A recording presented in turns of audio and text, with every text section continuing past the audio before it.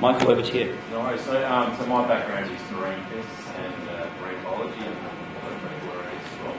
And I just picked up on the conversation that Michelle brought up yesterday about the Greenland mussel and how a marine pest would actually impact upon your survey and what you're doing with regards to your clients as well.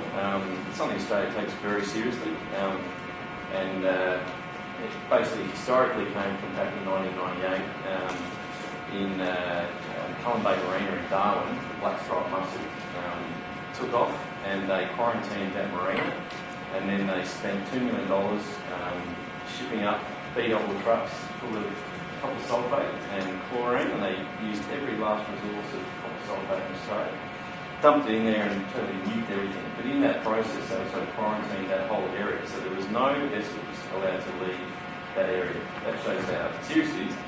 And then they went, well, for the Northern Territory to pay for that exercise as a jurisdiction, they couldn't afford to do that on a weekly basis if that sort of thing was going to happen. And also, it's an Australian problem because from the Cullen Bay Marina, if that pest got out and went around to the other jurisdictions, well then it's their problem too. So it was decided to be managed on a national basis and for good measure, and so all the jurisdictions got together and developed what's called the National System for the Prevention and Management of Marine Pest Incursions. That's the federal government's website, which you can log on to. And then I was the South Australian representative originally as Manager of Marine Biosecurity for PIRSA in the Department of Fisheries and then later in Biosecurity SA.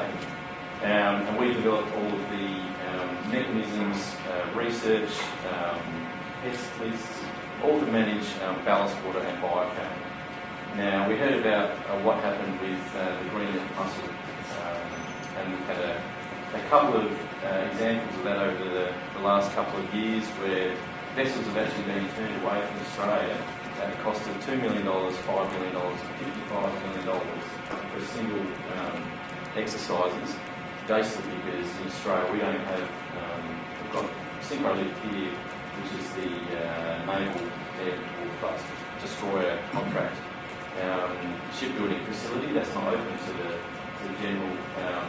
general slipping and cleaning, so it's not an emergency management facility. There's no large ship slipping facilities in Australia. So if a ship comes in and it's say got a marine testing which is on a list, a government list, that ship can be told, actually, see you later, you need to leave our waters and go back to Singapore to be slipped and cleaned. Now, in the process of doing surveys and getting in amongst ballast water and in amongst sea chests and around propellers and using commercial divers, depending on what's happened, they often send in someone like me. I've been a biofouling inspector for about a decade now and teach the course.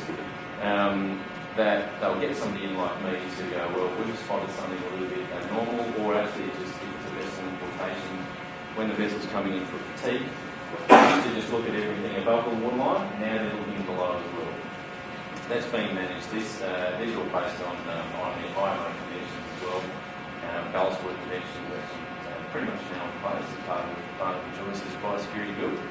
And it's in the MARS system, replacing the vessel monitoring system. It's the marine arrival reporting system, which is just coming into the next year, pretty much, for the government to bring that in. So there's changes happening. It's important that you guys, I guess, are aware. They're not expecting you to be a biologist, but the communications packages that have gone out around Australia for a number of years now about 5,000 guidelines for each individual industry have been out for a good couple of years now. My role as I sort of moved out of government and then into the private sector is learning and studying to be a marine surveyor. I'm out there for assistant for a number of years, and happy to collaborate and work with anyone in the industry. And if people have any questions they want from me, feel free to pick up. Yeah, I have a question. Yes. So you're expecting vessels coming in. What about vessels taking out going out of Australia, carrying invasive species to other areas of the world? Yeah, it's a good question because sometimes you're... There's a big problem with line fish over there. Yes, there is. I mean, line fish are native to the northern hemisphere of Australia and also New Guinea and it's one of the world's most invasive pests, and that's what we find is Between the different species types, you have different problems involved, and that sorting of the fish basically needs a ridiculous amount of number of other fish that can really decimate a whole industry. And the cost involved in some of these pests, there's two in particular which I used to use as examples, and they were sort of, one came from the American region, one came from the Russian region, they sort of swapped over. So the jellyfish, the foam jellyfish, went through the Caspian and Black Sea, completely knocked out all their fisheries. And even as far as about 8 years ago, when they did an economic analysis, they found out that it was costing around about $750 million a year in lost revenue. All those fisheries are shut down, rusting lakes, no industry there. And the other one is the quagga mussel, to America. They foul infrastructure, and the problem there is we've got a port system, which is where the water's being dumped and the vessels are coming in. If they've got something stuck to them, or there's something that comes out of ballast water, it can basically increase the maintenance costs on your vessels. And on the power stations, you shut down power stations, you have these fast drying bioelectricity, and they can just do a monoculture.